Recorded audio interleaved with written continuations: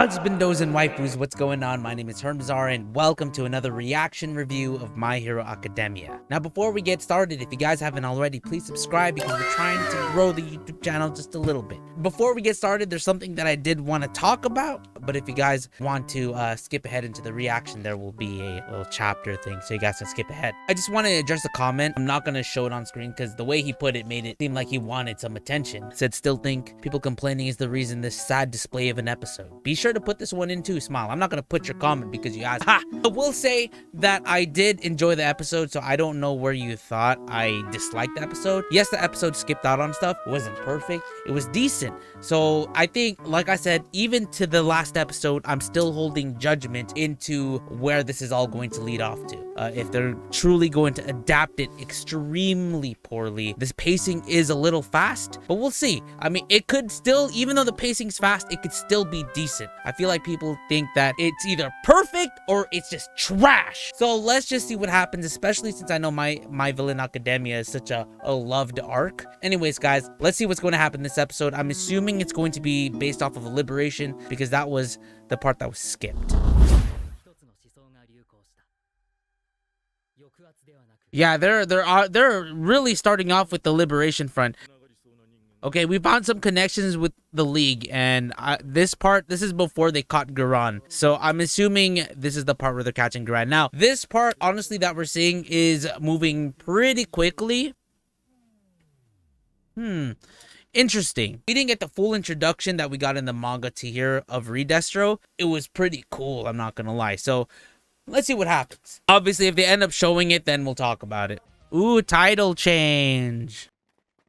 Ah, so it brings us straight into Deka City. Now, I don't know if they're gonna do it this way. I'm curious, like, if they're going to, if we're completely just going to skip on the introduction of Liberation, because it seems like we're just going straight into the fight. So they have an hour and 40 minutes to hold down the fort until Makia comes down. I love how they brought Dobby back. Oh, look how cute my Toga is. Oh, it's Slide and Go. He's the guy that hugged Todoroki and Bakugo. His power is so fucking dumb. You know, I didn't know the reporter chick was blue. Straight attack.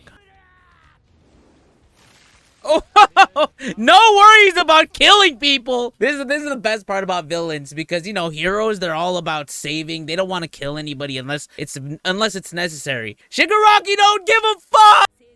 Yeah, like I did not know she was blue. So this just shows that, you know, Redestro has been watching for a long time. I mean, that's what he thinks. Ooh. Well, that's a weird power that I hope Ninja Turtle can handle. Yo, this man looked like he got mad leeches on his head. And she looks like she's holding that person to her right when she's doing this. Like I said, she don't give a fuck.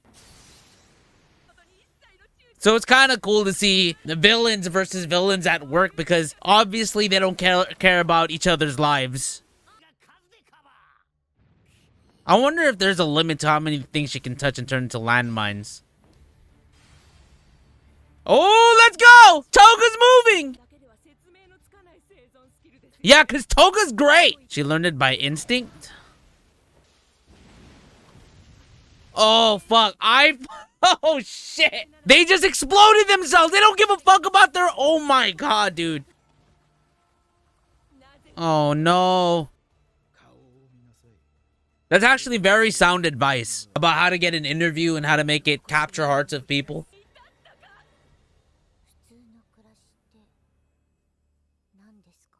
Oh, dude, it's crazy. She's just smiling even though she just got blown back.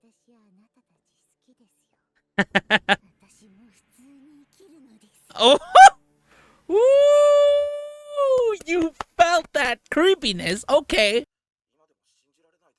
So what they're saying is like she was really just a normal girl. She was nice. Oh shit. I'm so glad they didn't dumb this part down. She's just fucking crazy. Hold the fuck on. What is this guy's fucking power? Fucking throwing paper at someone? Fucking giving them paper cuts? This guy just has floating balls. His power is like, what, baseball? What the fuck is this guy? A goddamn cucumber? Yeah, her insides are destroyed since the blood inside of her exploded. I kind of feel bad for the bird. But her interest in blood has a lot to do with her quirk too. Like, she's a vampire. So it's kind of like, and I still stand by this, like, the reason why she turned into the way she turned is because of bad parenting. They hated how she looked. They hated how her quirk made her like blood and her fascination with blood. If she was taken care of differently, if they accepted her for who she was, because they didn't like her smile, they just said it was straight creepy, maybe she would have grown different. See, just live a normal life. Just like Toga says, what is normal? She will live a normal life. They could have normalized. They could have controlled her quirk, but rather they denied it and they hated it. So she put up this front this whole time. Ooh. Oh, so that's right. Something that has yet to be explained. Okay.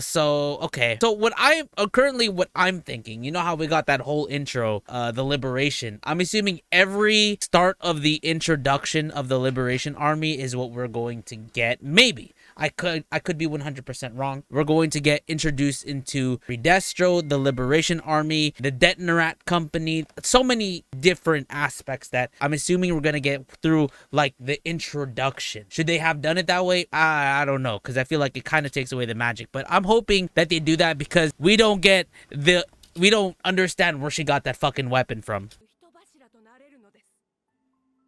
Oh my god, that is such a fucking weird look.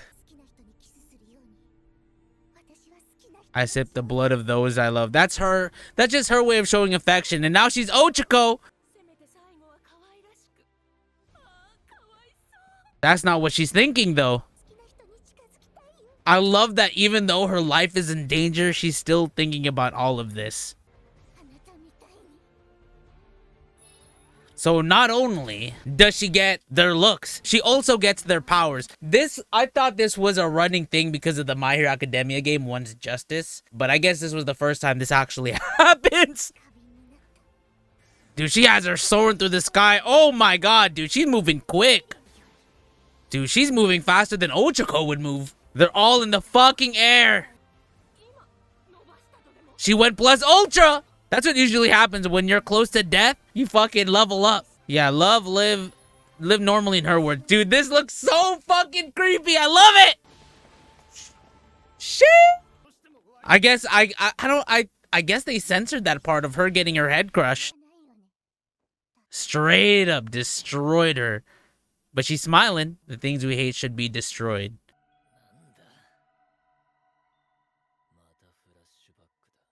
Dude, imagine being in combat and then you just get a fucking flashback. So since he's tired, I'm assuming because of how tired he is, the suppressed memories are slowly unleashing.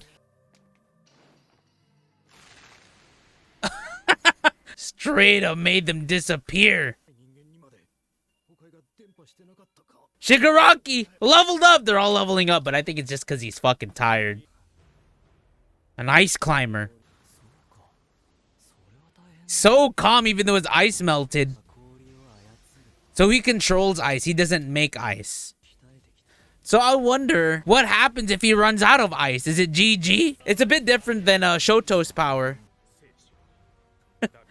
Come on, Mr. Compress. Twice gotta look for his friend. Toga's just sleeping. I love how Twice cares about his friend so much. Aww. I like how they call it meta ability instead of quirk. So he wants him to join the Liberation, not kill him. They only want to kill Toga for revenge of, what's her name? The reporter chick.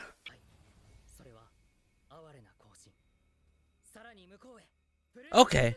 Okay, let's talk about it. See, this is one of those moments where I'm like, okay, let's see what happens. So this episode was paced really fast. Then again, I felt like Toga's fight was fairly short even in the manga, so, but it's still really epic. With the introduction of the liberation right at the beginning, my assumption is that we're going to get pieces of the introduction of the liberation every introduction. I'm probably wrong though. It would be good if they did that, because it would be better than not having it at all, because at this point it kind of makes Redestro kind of just like the random villain. I feel like he just kind of showed up out of nowhere rather than us getting a full introduction of him with the Detonarat company and etc. So I'm not gonna say much about it until the next episode, because if we get the same intro that we got from this episode, then I will, you know, spill all the beans of all of that. But after that, I thought it was okay. It wasn't great, but it was like definitely a good watch. I love seeing Toga. Obviously I love seeing all Toga moments, but what we're seeing here is that, like, at this point, villains don't give a fuck, dude. Heroes, they want to try to save the life of the person they're fighting. They don't want to kill anybody. But at this point, we see Shigaraki just killing tons of people at once, and at that point, after grabbing one guy, Shigaraki decimated. He literally dissolved a whole ball of people. So that means his quirk is leveling up, and same thing with Toga, right? Toga's quirk has leveled up because now not only can she copy a person's look, but now she can also copy their quirk as well. So that was something that was brand new related to the series at this point. I felt like it was kind of spoiled because I don't know if you guys played My Hero Wants Justice and My Hero Wants Justice 2, but Toga can do that. So I kind of felt like that the game kind of spoiled that for us. So I wasn't too surprised when I was reading it, but that upset a lot of manga readers. Like, why aren't you surprised? I'm like, because I played the game. I thought it was normal. But it's not normal. This is brand new. This is brand new introduction to this shit. But yeah, the pacing is pretty fast. In conjunction to how we got it in the manga, I think one of the things that, you know, people were hoping is that it would have gotten flushed out a little bit more, that it would take more time for us to see these fights and to do a lot of things, because what Bones usually does is they really accentuate certain things. Now, in terms of the fight that we got with Toga, I felt like it was just as fast as if you were just to read it, you know, rather than getting like a fully flushed out Toga fight. Is that a bad thing? Yes and no, because we're moving. I feel like so far how we're moving with this, I feel like they could totally keep stretching it a little bit longer, but I don't exactly know how it's going to move. At the same time, I kind of also feel like I have a bit of anxiety because manga readers are just gonna see we were right. I didn't say you guys were wrong. I think this episode was done not too bad, but it could have been done better is what I'm saying. Like I said, a season can be good. It won't be perfect, but it's not trash. I think it's just good at this point. It's decent. Definitely not my most favorite how they're portraying it. I will hold judgment. Like I said, I'm holding judgment until the very end of the season. So let's see what happens.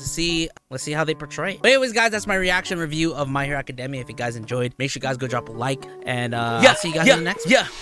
This is the end. Check it for sub, because I really need to get that dough. You won't subscribe? What the hell, bruh? Stop acting like a goddamn hoe. 50k subs, call me Yami so I can go beyond my own limits. 65% are not subbed, and please, cause I know y'all are fucking with it. Sheesh, sheesh. Please sub and thanks. Stupid.